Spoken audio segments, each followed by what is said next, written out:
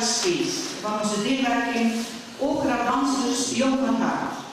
Dames, heren, welkom. Vandaag staan we hier om ons, jawel, u hoort het goed, ons 12e jaar af te sluiten met een fantastisch eetfestijn. Wat kan ik nog niet vertellen na 12 jaar? Velen van jullie waren er eens vanaf het eerste danspasje bij. Sommigen moesten met grote spijt wegens gezondheidsredenen stoppen, maar zij niet toch. Onze groep is intussen enorm gegroeid en de kameraadschap onder ons is een vanzelfsprekendheid geworden. Onze mannen doen het goed en de elegantie van onze groep krijgt bijna de allure van sterren op de dansvloer. Vandaag is het de dag van de verzorgenden.